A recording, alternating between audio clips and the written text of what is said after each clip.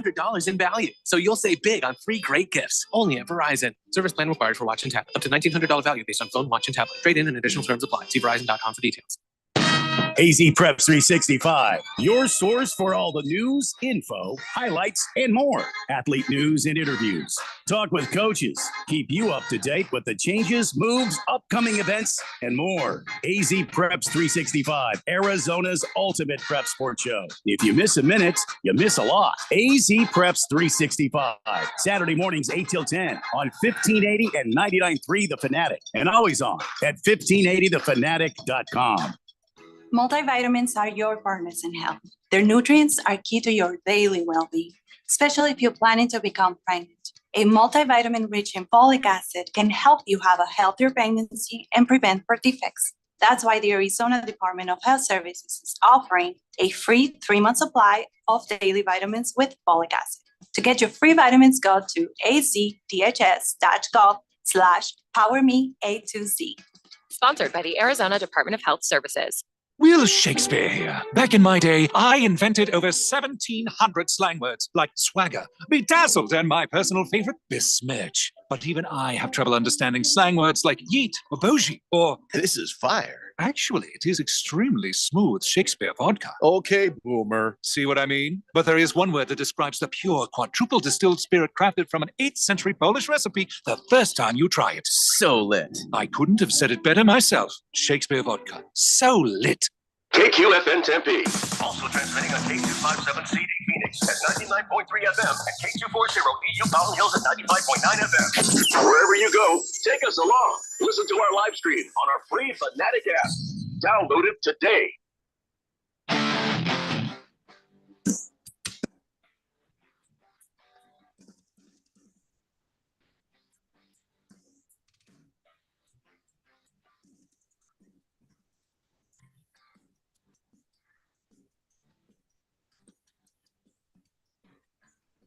Welcome back to another edition of Beat the Book. It is Tuesday, and we have some things to talk about. Some very, very, very bad Monday night football games were played yesterday. We will get into that a little bit because one of the things about those games was you had 2 games to choose from. And somehow, no matter which one you chose, we were wondering which game was the good game, which game was the bad game. They were both the bad game. We'll talk about that. We'll get into a little bit of NBA Cup action. That is tonight. We'll talk about the new All-Star format for the NBA All-Star game. Dylan and I were talking about that before the show. Big fans. We'll get to the details of that in a moment. We're broadcasting live from the Harmon Solar Studios in sunny uptown Scottsdale, right here at 1580 The Fanatic. You're on the text line 888-368-1580. That's how you get involved with the show. Interact with us. Let us know how things went for you, especially last night. Did your teams win or lose? Did your bets win or lose? Because that's really what we care about the most. Let us know. But before we get to any and all of those things, Dylan, who powers the show? We are powered by Sport Trade. Make sure you search Sport Trade on your smartphone, get that app downloaded, and use promo code 1580 to take advantage of their 10% cashback promotion in your first week of betting. And today is a great day to check out the tape on Sport Trade, see where all the action with Sport Trade is going, because there is this NBA Cup championship game going on tonight.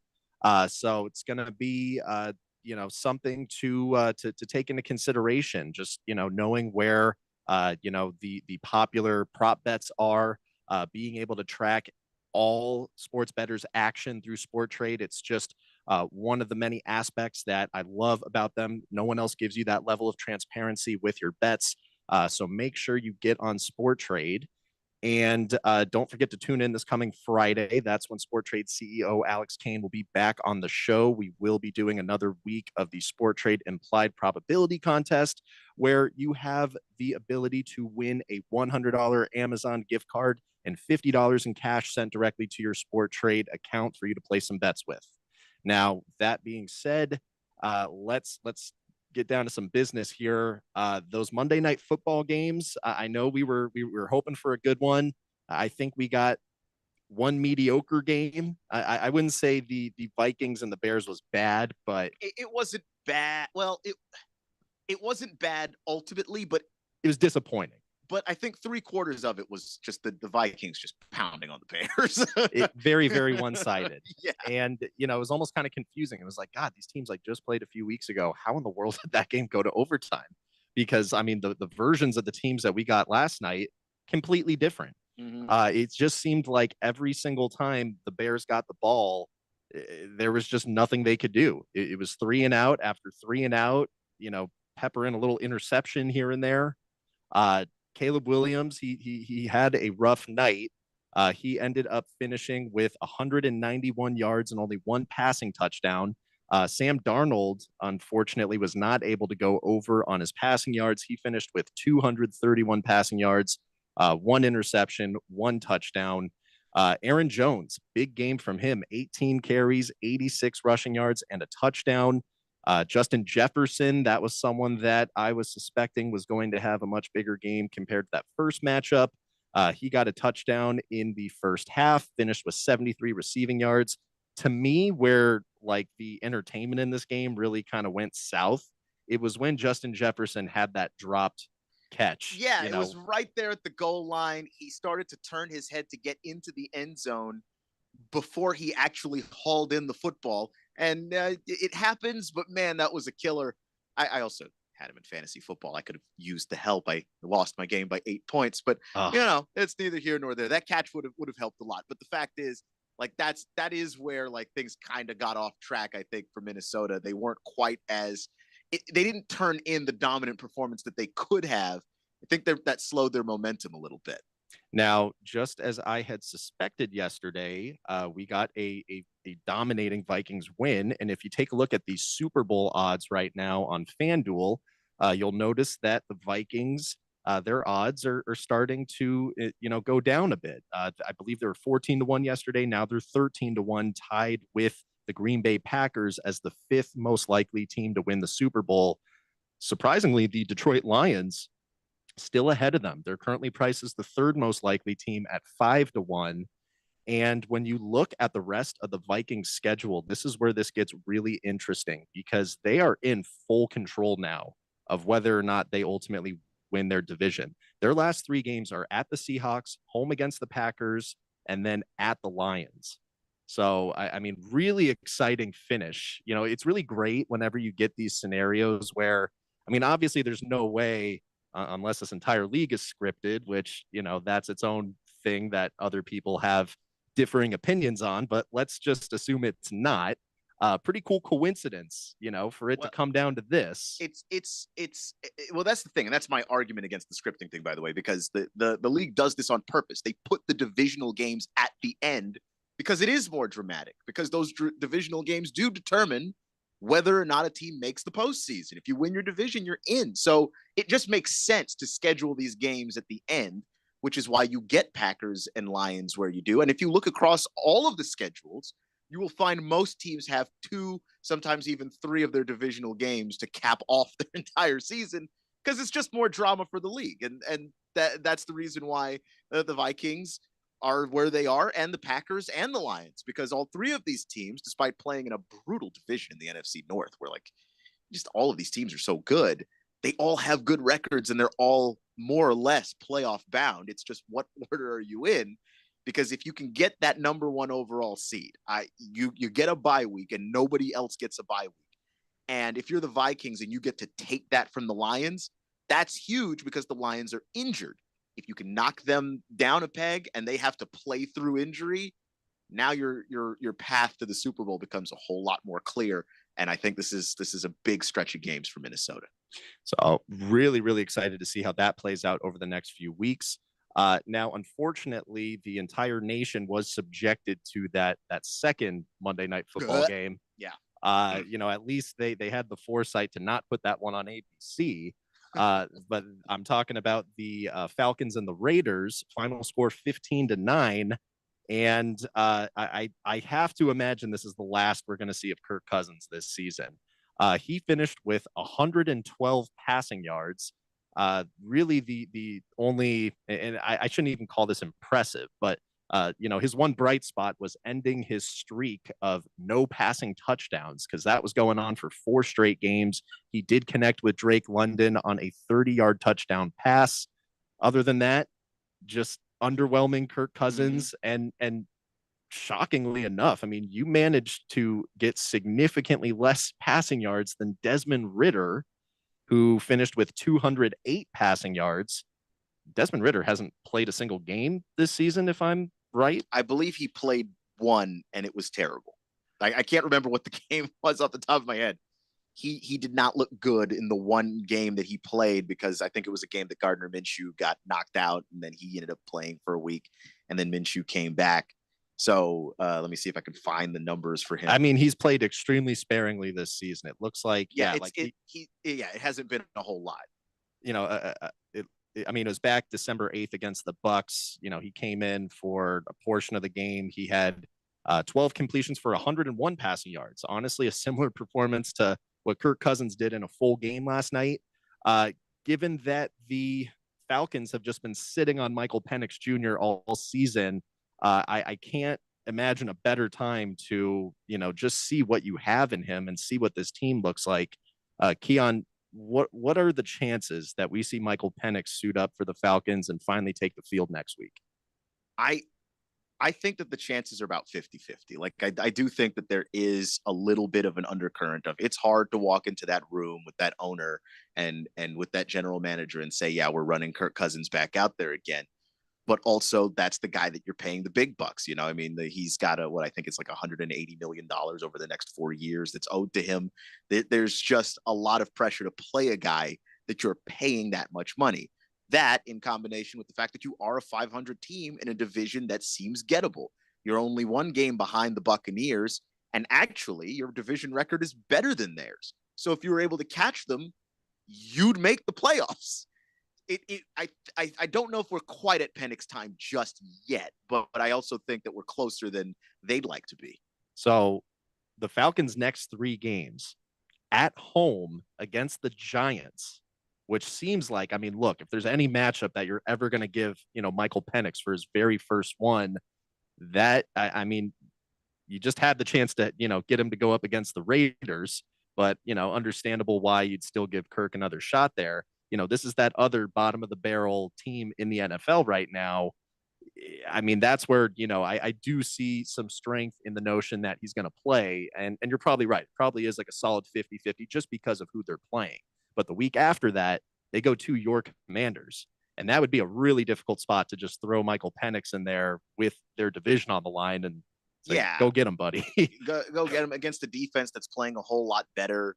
Marshawn Lattimore suited up last week. Like, yeah, I just like there's ways to do this that would be better. Like, I think for the Falcons, like maybe you make the transition to Penix next year. I just don't know when that transition is going to clearly happen. And we were talking about this before the show. Like, I don't know when it's going to happen with all the money that they owe Kirk Cousins. They owe him more money next year than they do this year. They're paying him $25 million this year. They owe him 40 next year for the 25 season. They owe him 57 mil for the 26 and 27 seasons. Michael Penix Jr. is what, 24, 25 years old. Like, I don't understand what the Falcons are actually doing, which is why it makes it so hard to figure out when Penix is going to play. The general manager of the Atlanta Falcons, that's Terry Fontenot. What are the chances he has a job next season? I think it's fairly high, and it's only high because of who the owner is. Arthur Blank is the most patient man. I used to do radio in Georgia. He's too patient. He waits and he waits and he waits because he doesn't want to be the overreactive, you know, the GM of the Lion or the Panthers, who I'm blanking on right now, like the owner of the Panthers. Like, he doesn't want to be like him. He's Shad Khan. No, Shad Khan's the Jags. Or Jags. But he doesn't want to be like that. He wants to, you know, David Tepper. Yeah, I keep thinking Jerry Richardson, but that's the guy before David Tepper. I just think that he doesn't want to overreact. But I think that this is one of those cases where it's like, nah, dude, I would have fired you the next day if you ran a draft like that after taking $180 million of my dollars and paying it to Kirk Cousins and then drafting a guy who's the oldest quarterback in the draft play 4 years from now. Nobody in the NFL runs like this because that's a bad way to run a football team. And it's like, on the one hand, I feel kind of bad for Michael Penix because I mean there's other teams in the league right now that could desperately use a promising young quarterback. I mean, you Even can go the down team the list. he's on right now could use a The promising team that young he's on quarterback. could probably use it, but they're a little tied up at the moment. But yeah, you look at other teams in that division. The Saints would murder everyone they knew for Michael Penix to be the guy that they ran out there instead of Spencer Rattler and Jake Hayner. Like it's just egregious some of the stuff that they're doing in Atlanta with some of these guys and the timelines that they're working on. When do you plan on winning a Super Bowl actually? Because that's going to determine whether or not Kirk's your guy or Penix is your guy. If your goal is we want to win a Super Bowl sometime in the next 10 years, get Kirk the hell out of there. Start with Penix, let him start to play at the NFL level as soon as possible. I just don't understand this. And I think that the Falcons don't understand what they're doing either. And it's because they made such horrible decisions in the offseason. The coach isn't sure what he's doing. Like, do I play Kirk? Do I not play Kirk? The players don't really understand what they're doing. Like Penix, I don't know what it must feel like to be that guy. You know you can play. You're looking around the league. You see Caleb Williams. You see Jaden Daniels. You see Drake May. You see Bo Nix. JJ McCarthy would have been. He's got to be in chomping at the Minnesota. bit. Yeah, know? I mean, it's just like all of these other guys are having this success. You're older than all of them. You've played more high-level college football than all of them. So surely you have to think that you have the ability to go out there and do what they're doing.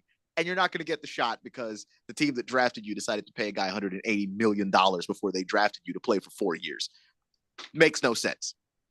I don't know how it's going to happen. I don't know when it's going to happen, but it seems like the only move really that the Falcons have, you know, no matter how this season ends, is just figuring out a way, a trade, whether it's Penix, whether it's Kirk Cousins.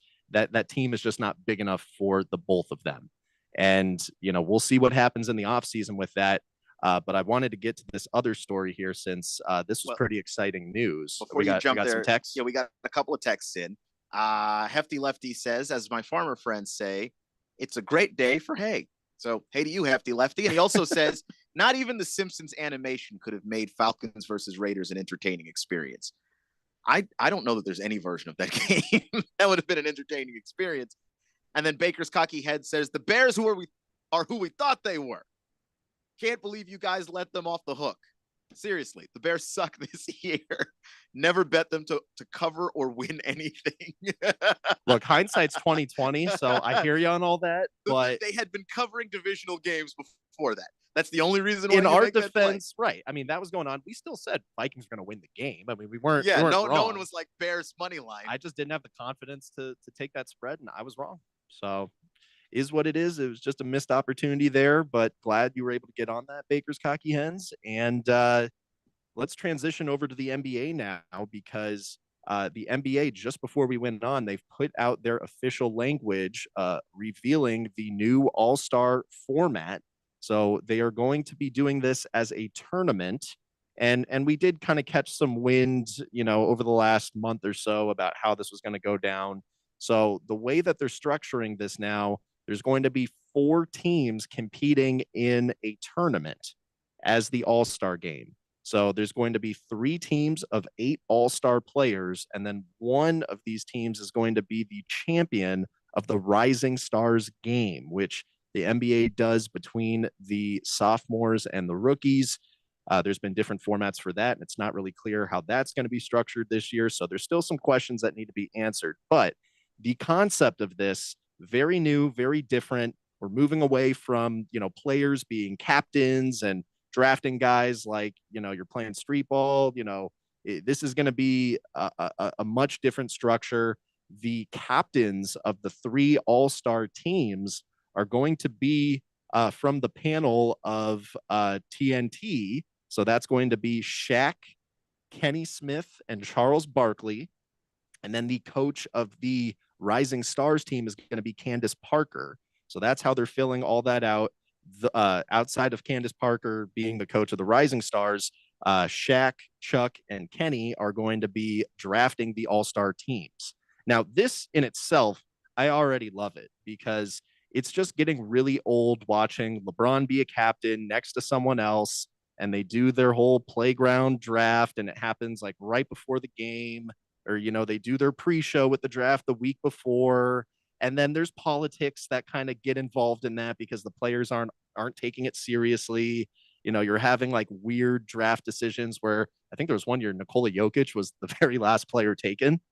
I don't know if he was the last. There was a year where he was like next to last, and then there was one year like nobody wanted to draft Harden. I distinctly remembered like Kevin Durant was sitting there and LeBron was sitting there, and neither of them wanted Harden, and they just kept like passing on him, and he just kept dropping. Yeah. And this is, there were shortcomings in that system. To have the players be in charge of who's going to be on each team, I just don't think that was working. And that was contributing to the unseriousness, that's been plaguing this game for years. So outside of, all those format changes, the players are now playing for money. The guys who ultimately win this All-Star tournament, each player gets $125,000. The runner-up team gets $50,000 a player. And then the two other teams for participating will each get $25,000 a player. I would have to imagine the NBA is still going to do something on the side that donates money to charity, because that was a big theme of this game over the last 5, 6, 7 years. And the optics of, we're just going to give the money to the players now instead of to charity. There's got to be some way to make that even out. Yeah, exactly. But you also do need to pay these guys if you're going to incentivize them to take this game seriously again, because I don't see any other way that you do it. And we've seen it in the NBA Cup.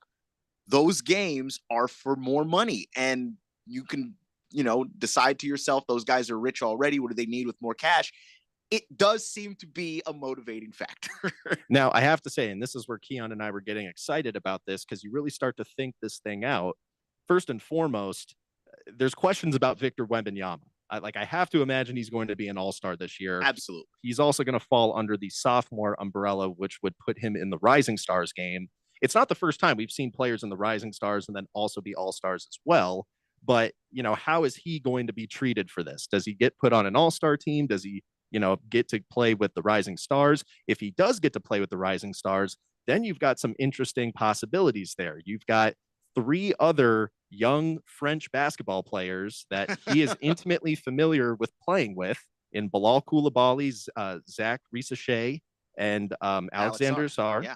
So, there could be some scenario where you get like a 4-man French national team kind of a lineup. Essentially, you'd have a French starting 5, essentially. Yeah. And then this is where, it does impact the motivations of the guys playing. Because if all 4 of those guys are on a team with some other, pretty good up and coming guys, and they're going to play some all-stars, if we see one of these Rising Stars teams beat an all-star team, then you've created some motivation outside of the money. Now you're getting to the competition. Right. To get to that fire that those guys clearly have, because you see it in the playoffs, you see it when it's, crunch time in the regular season.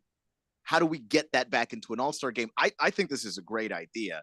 And I also just like the idea of like just having the Rising Stars team there, because I don't know that they are going to beat an NBA all-star team.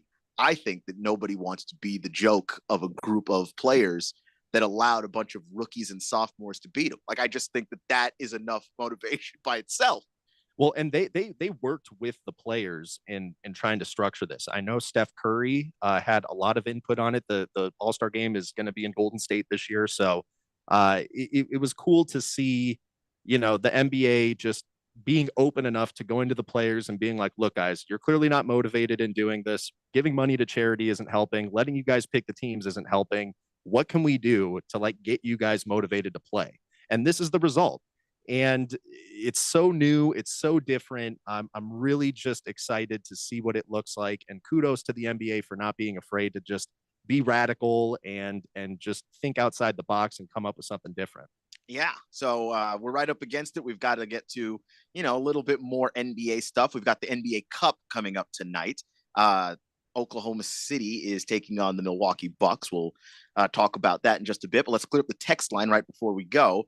Baker's Cocky Hen says the NBA All-Star sounds interesting for once.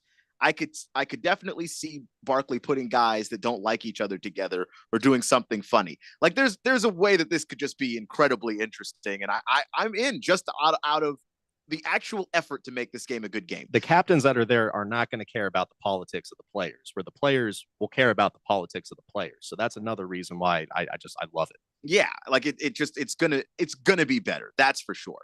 And then Swazman says, remember back in the day when Steve Young was young and Joe Montana left the 49ers and went to Kansas City? Sometimes the old guy needs to just move on, Kirk Cousins. And I think what makes this different is that Montana had been the face of the Niners for a decade plus. And then the injury started to slow him down. And Steve Young had already shown, like, I'm effective enough. I can lead this team. Kirk just got here. He's not the face of the Falcons. He's just the guy they're paying $180 million. And they have to trade him like that. I don't even think it's up to Kirk to make that decision. I think they have to trade him because what are they going to do? Have a guy that's $180 million rich for holding a clipboard? Like because that's all he's going to be doing if Penix plays. And if Penix plays well, like that, it's just none of it makes any sense. The Falcons are silly. Pickle D, we'll get to your text on the other side, but we're going to come back and talk a little NBA Cup action right here on Beat the Book on 1580 The Fanatic. 1580 and 99.3 The Fanatic. Live and local. At Diamond Dave's Desert Wholesale Diamonds, we offer incredible diamonds, both mined and cultivated, all at amazingly low prices. Check out these cultivated lab-grown diamond earrings. 2 carats total weight, collection color and lab-grown, only $25.90. And she'd love this amazing tennis bracelet in natural mined. 4 carats total weight in yellow or white gold, only $39.90. And how about this diamond chain in cultivated? 12.5 carats total weight, collection color and lab-grown, only $79.90.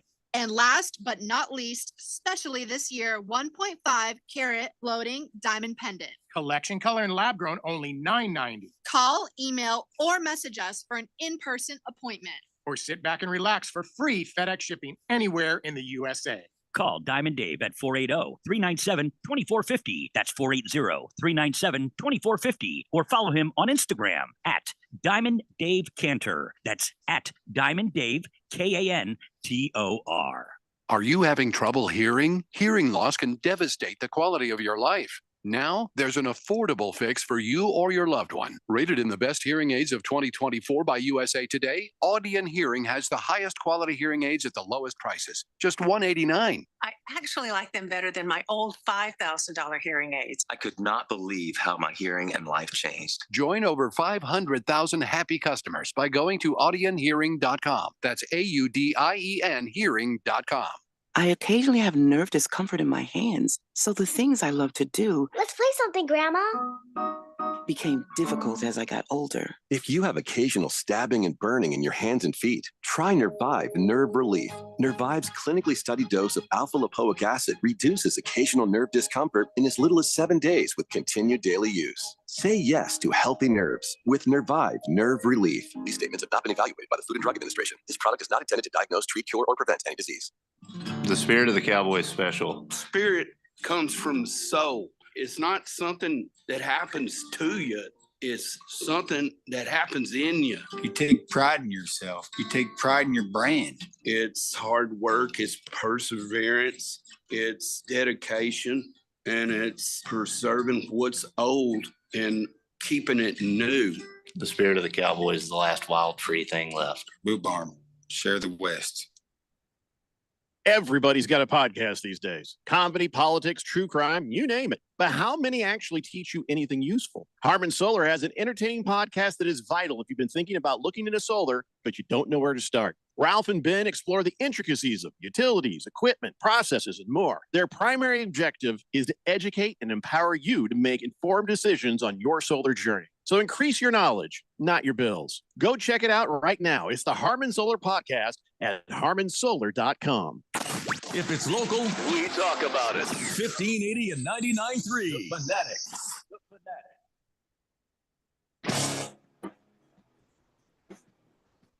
And we're back. And let's take one look at the text line really quick because, of course, the very foundation of this show is betting degenerates. They're the ones that listen the most. You guys are the guys that have the most texts on here. So got to give a shout out to some of these degenerate bets that hit. Pickle D with another 12-leg parlay that hit last night. He said this one paid out $212. And then he says, trust the process. D-Gen betting, baby. So nice hit, Pickle D. Jeez. yeah, man. He's on a roll. Did he send you like actual like pictures? He didn't send a picture Okay. this time, but he's done it in the past. Oh yeah, He's- no, I know. Yeah. So No, would love to hear that Yeah, someone let- had some success you yesterday. gotta let us 'cause, know what that was. God, my football bets just did not pan out. Yeah, we don't have to talk about it. It was not a good day. Let's just say that the bankroll is overdrawn right now. So we're just gonna move right along to the NBA. Back to the NBA. We're gonna talk about the NBA Cup in just a second, but we got a little bit of news about Timothy Butler. Timothy Butler, yeah, there was a Timothy Butler sighting last night, and the Miami Heat did play the Detroit Pistons in Detroit. This was actually a exciting game if you happen to have NBA League Pass or some other means to be able to see the out of market stuff. But the Heat were able to force overtime on a buzzer-beating three-point shot. The Pistons were able to outlast the Heat in overtime. However, Jimmy Butler finished with quite the stat line: 35 points, 19 rebounds, 10 assists. And it draws you back to this whole conversation that, we had the other day. Jimmy Butler is currently interested in coming to the Phoenix Suns. And, everyone's talking about this right now. We don't really need to, beat a dead horse about it. But the one point that I wanted to make, which was, new information since the last time we talked about this, Jimmy Butler's agent attempted to dispute the notion that Jimmy is not interested, or that Jimmy is interested in coming to the Suns. So he was trying to call out these reports as false. And is recently as today, Shams Charania was just on the Pat McAfee show earlier this morning. He is standing by his reporting. Brian Windhorst is backing him up. Both of them are saying this has been completely vetted. You can trust us, and we put our reputations behind this. This is credible stuff. And then to even take that a bit further, Brian Windhorst went out of his way to say that the Suns are interested in acquiring Jimmy Butler. And what this is boiling down to, Butler is coming up on a contract extension, and this is the crux of it. The Heat don't want to pay him the number of money that he's looking for. And Jimmy's ultimately just trying to, feel out the lay of the land, see if there's another team out there that is willing to give him the dollar amount that he's looking for. And he is reportedly interested in trying to get a contract extension that pays him $100 million or possibly more than that, but that's his number. And according to Brian Windhorst, Phoenix is open to paying him the $100 million if they're able to get him. What about Matt Ishbia would suggest to you that he wouldn't be willing to do that? Well, and that is Like, the beauty. it's his MO.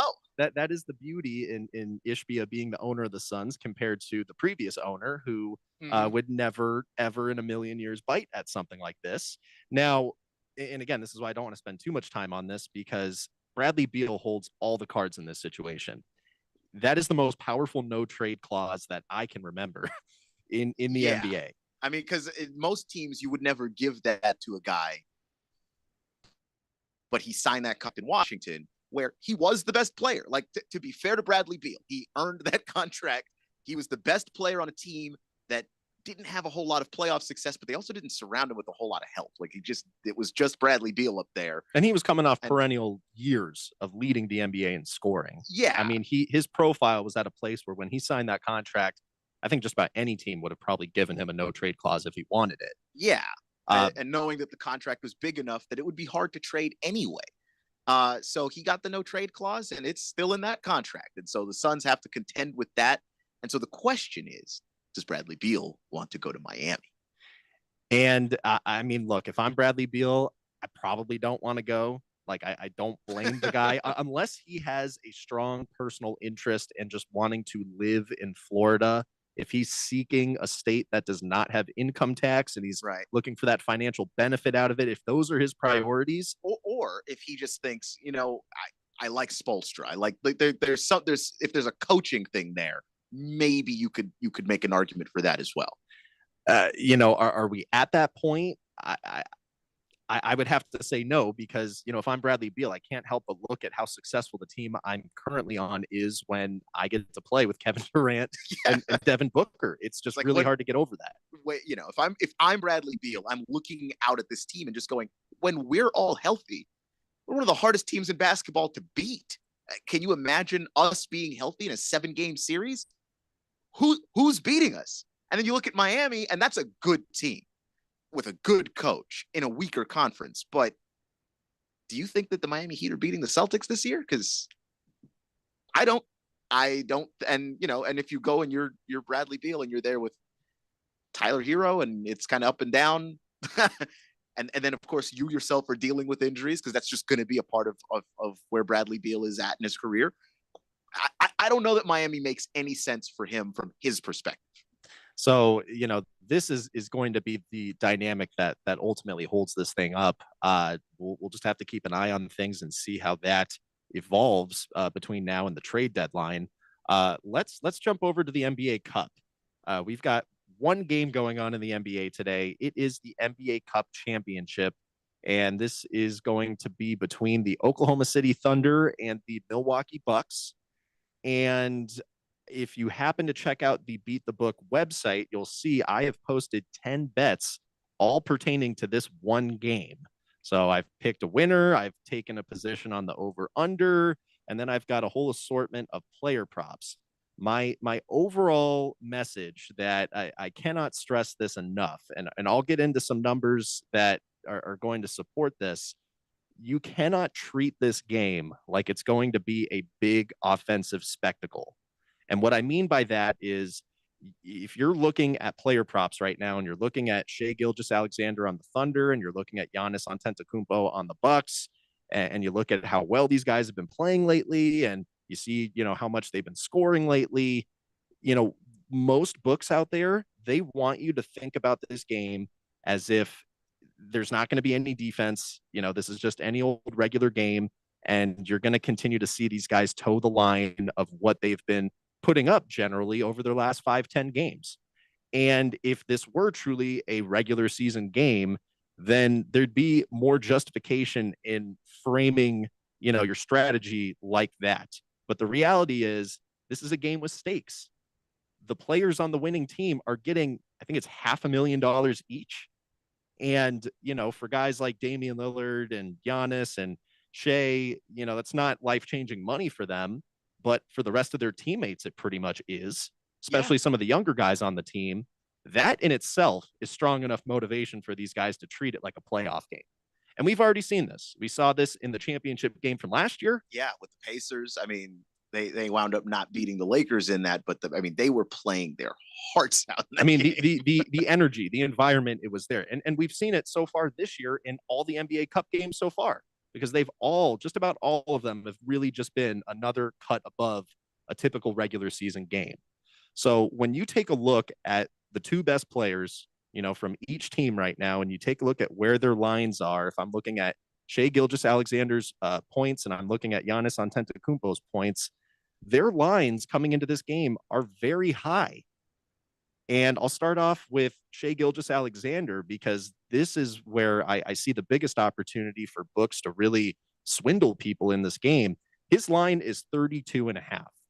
And if you look at how Shai has been scoring over his last 5 games, over his last 10 games, that line would seem pretty justified. He is habitually scoring over 30 points a game. But you need to consider the actual team that he's playing against. You need to look at how he has performed against the Milwaukee Bucks. And they haven't played together, they haven't played against each other yet this season. You go back to last season, and there were a couple of games played. The Thunder won one of those games, and Giannis wasn't even playing. Then they played against Giannis, and they lost pretty bad. And then you start to do a deep dive on specifically Shai and how Shai performs in all of these games. And I went back through about 7 years worth of box scores to get to these numbers, because yes, you can search all this stuff online, but I like to do it by hand just to make sure what I'm looking at is legitimate, and I'm not just trusting someone else's, info. Who's they're rounding it or whatever. Like any number of things could probably happen there, and then you draw a bad conclusion from data that's not Great. So this is the information that you need to know that no mainstream media outlet is reporting, which is just crazy. And to me, this feeds into the predatory nature of how they want you to bet this game. Shai Gilgeous-Alexander, in his entire career against the Milwaukee Bucks, he has a 2-9 record, and he averages 20.7 points per game. If you want to focus on the games where he actually plays against Giannis on the other side of the court, that record is 1-7. And then if you break it down to games that Shai Gilgeous-Alexander has played while on the Oklahoma City Thunder, while Giannis is playing, he has an 0-6 record. So I'm going to repeat that in a different way. Shai Gilgeous-Alexander, in his entire career as a member of the Oklahoma City Thunder, has never beat the Milwaukee Bucks with Giannis Antetokounmpo on the court. Wow. Now, that is one important fact. I have not seen ESPN report that all day long. I've not seen CBS Sports report that all day long. I haven't seen Fox. You name the sports media outlet, no one's talking about this. No one's talking about like the literal amount of points that this guy scores against the Bucks. And why is this important? Because this is a trend that's played out over an extremely long period of time. And if you follow this show, we talk about trends that play out over many seasons. And when we bet them, they generally do pretty well for us. Anytime Giannis plays the Chicago Bulls, talked about this a lot. Yeah. He owns the Chicago Bulls. It's almost like he hates them. It's weird. Anytime LeBron James goes to Miami as a member of the Lakers, he scores a lot of points. He probably does hate them. So that tracks. Devin Booker, generally, when he goes to the Pelicans, I know he didn't have the greatest shooting game. He shot 30%, still scored 28 points against the Pelicans the last time he played them. So there are specific teams, specific trends that after a large enough sample size, after a large enough period of time, they really prove to be very true. And you take a look at how this game is priced right now, and the Thunder are a 5-point favorite. And look, Which is crazy. They were actually a 3-point favorite when we were talking about it earlier. So, money moving in the direction of the Thunder, and I get it. This is the best defensive team in the NBA right now. There's a lot of people that would just completely count out, all this history of stuff because, it's not the exact same two teams. And to me, the key in this matchup, it's Chet Holmgren not being there. Because Chet Holmgren, he missed his entire rookie season. We really haven't been able to see what the Thunder look like with Chet against the Bucks, let alone with Chet and Isaiah Hartenstein. So with Chet not being there, it frees up the defense for the Bucks to allow Giannis to be of more help against Shai Gilgeous-Alexander and against Jalen Williams. And that's why if you check out the Beat the Book picks, my best recommendation is to take unders on people's points. You do not want to treat this game like it's going to be an offensive spectacle. It's going to be a defensive showdown, similar to what we see in the playoffs when these guys all start trying a lot more. The atmosphere gets a lot more intense. This is going to be no different tonight. And I know for a fact, like FanDuel has some kind of a promo right now. They want you to take Giannis for 30 points and Shai for 30 points. I'm not that big on Giannis, scoring a whole lot in this game either. But I think the trap that all these, books want you to bet on tonight is for Shai to score a lot of points. And could he do it? Perhaps. He's a talented basketball player. He could figure it out. In 11 games against the Bucks in his entire career, he's only scored 30 or more points twice. And the two factors that have been consistent throughout it have been Giannis being there and Chet not being there. Those are the two things that consistent over all of the, the time that you can look at those numbers. That's the thing that really stands out is when Chet's not there, the defense has to play a little bit differently. And what Giannis gets to do when you don't have to worry about Chet is be a weak side defender. And he's great at that. And it's impossible to get to the basket when Giannis is the guy that's the help defender because he's Giannis. He's 7 feet tall. He's rangy. He's twitchy. And he's got insane leaping ability. So he meets you at the basket. It doesn't matter how late he gets there. He's never late. He's always on time. It doesn't matter. So that is a big part of Shai's game is getting to the basket. And you were mentioning Jalen Williams before the show as well. There might be a little bit of a depression in his scoring as well because he likes to get to the basket. I don't think Giannis is going to allow that to happen. And without Chet there being that release valve at the bucket, it just seems like that trend of Shai struggling is going to continue. Well, and to that point, Jalen Williams over his, more recent games, he's had, 20 points, 18 points, 20 points or less in 3 out of his last 4 games. His line on scoring tonight is 22.5. So that's where I say, there's just this attempt. This is honestly just, and this is my opinion, this is just the way I see it. There is an attempt by the books in how prices and lines are being set that is trying to frame the context of any sports bettors thinking. They're trying to slide you into this kind of bucket of there's going to be a lot of scoring, a lot of points, a lot of production, take overs on guys. And I would encourage the exact opposite. Do not be afraid to take an under in this game. One of the absolute best things you can do today, and to my knowledge, FanDuel is really the best place to try and look to play this. But you can take an alternate under on someone's points. So Shai Gilgeous, his line on scoring tonight, it's over under 32.5. On FanDuel, you can move that down as low as 24.5. If you took the under at 24.5, that pays plus 290. And again, I'm going to repeat this. In his career, Shai Gilgeous-Alexander averages 20.7 points per game against the Bucks. In games where Giannis plays, he averages 18.5. And you'll see in the long shot parlay today, I did take an alternate under for Shai Gilgeous-Alexander to get under 28.5, really just to be conservative. But the way that the numbers, the numbers say that he's actually 6 points below 24. Yeah, so that's a 10-point gap between where you have that and what he's been averaging when Giannis has been there. So that's pretty incredible stuff, and I think that's a great deep dive. Cleaning up the text line really quick. Pickle D says it was a 15-point scorer parlay. Only sweaty part was LaMelo Ball. Everyone else was over 20. So, all right, man, good for you. Baker's Cocky Hen says, put the mortgage on the Bucks tonight. Doc Rivers will owe me a house if this doesn't hit.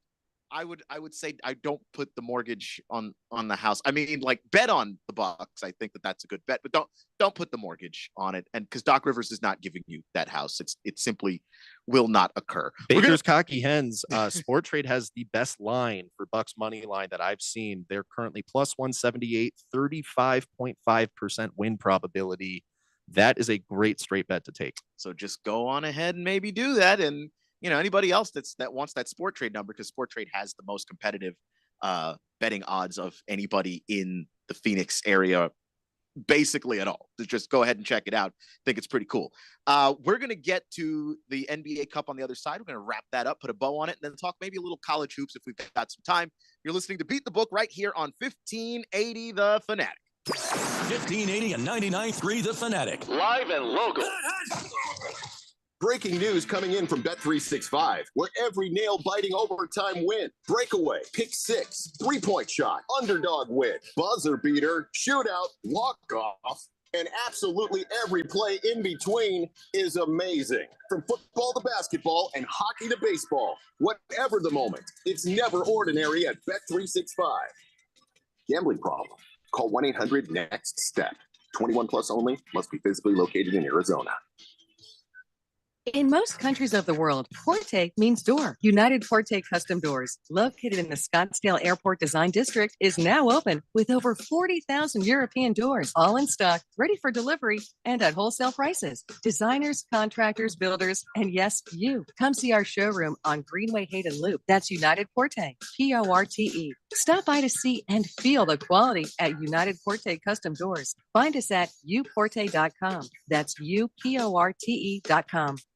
Oh, could this vintage store be any cuter? Right? And the best part, they accept Discover. Accept Discover? In a little place like this? I don't think so, Jennifer. Oh, yeah, huh? Discover's accepted where I like to shop. Come on, baby, get with the times. Right. So we shouldn't get the parachute pants? These are making a comeback. I think.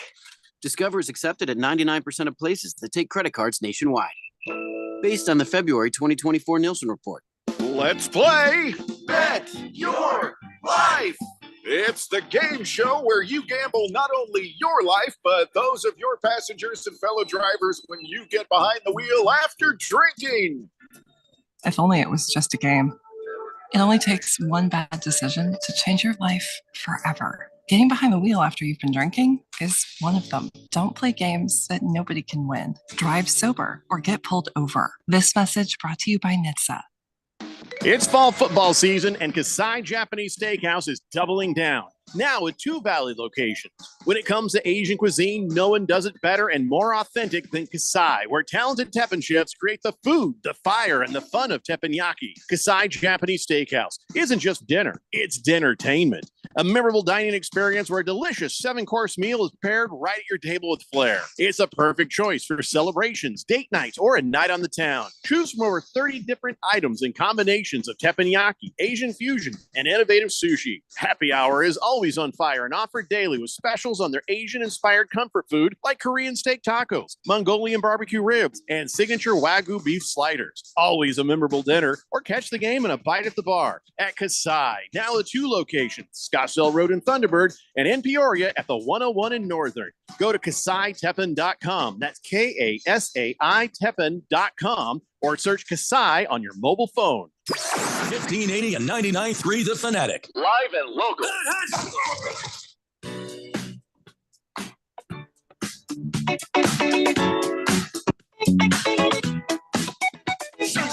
So, DC, we have about 4.5 minutes left here because we did go a little long last segment. But was there anything that you wanted to get to kind of put a bow on the NBA Cup as far as things that people should continue to look out for betting wise? So, I mean, first and foremost, I highly, highly recommend Milwaukee Bucks money line if that wasn't apparent from my whole rant on SGA from the last segment.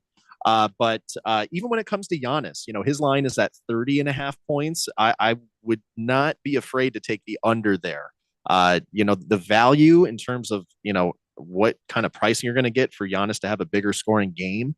It's really just not there when they're drawing his line at over under 30.5. I mean, at that point, you're going to need the guy to start getting, probably in the neighborhood of 35 plus, which I'm looking at that right now. It doesn't even pay 2 to 1. So that's where, the value on, playing player props in this game, it's really going to be skewing more towards the under when you're, looking at the star players. But someone that I want to point out here that I do expect to have a big game that you can act on is the Bucks starting center, Brook Lopez.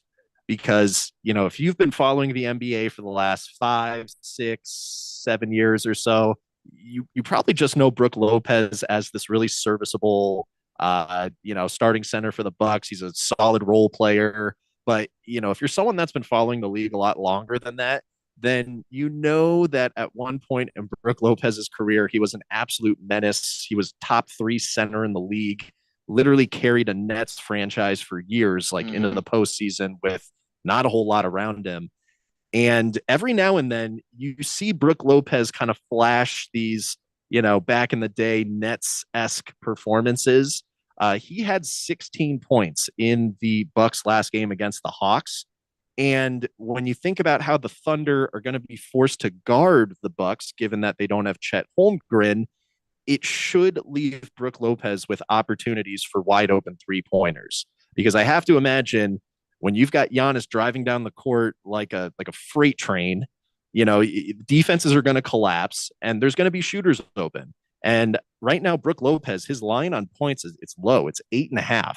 So you take a guy like him to get 10 or more points in this game, and you're pretty much getting the same exact kind of a payout that you're getting for Giannis to score 35 or more. I'd rather count on Brook Lopez just to get me 10. But, if that's not good enough for you, then you can just go specifically to 3-pointers made. And Brook Lopez for 2 or more threes in this game is paying plus 125. So very similar payout again to someone like Giannis getting 35 plus. Yes, Brook Lopez knocked down 2 threes in that game against the Hawks. So that's where, if you're going to be playing guys to, score a certain number of points, you're going to, go over on their lines. I would look more towards the role players than the stars in this game. I think there's just going to be a big opportunity to be caught in a trap if you're counting on Shea to get over 32.5 points. You need Giannis to get, over 30.5 points. And ultimately, this is probably going to be a lower scoring game. You look at the Thunder and all their NBA Cup games so far in, the most recent game that they played, they are keeping teams around 100 points roughly. Now, if the Bucks ultimately win this game, I see it happening off of a very strong team 3-point shooting performance. So I don't think they would necessarily hold the Bucks to about 100, but the over-under on this is 216. You're probably going to get a final score somewhere in that neighborhood of, 110, 100, 114, 106. It could be something like that. So that's where on the Beat the Book site, I suggested an alternate under on this game. You can raise that line up to 220. And then that's where I went ahead and took the under on that. Make sure you check out the Beat the Book site to see all the other bets that I've posted for this game. There's other player props on there. There is a long shot parlay still, even though we're working with just one game. So check that stuff out and good luck with your bets tonight.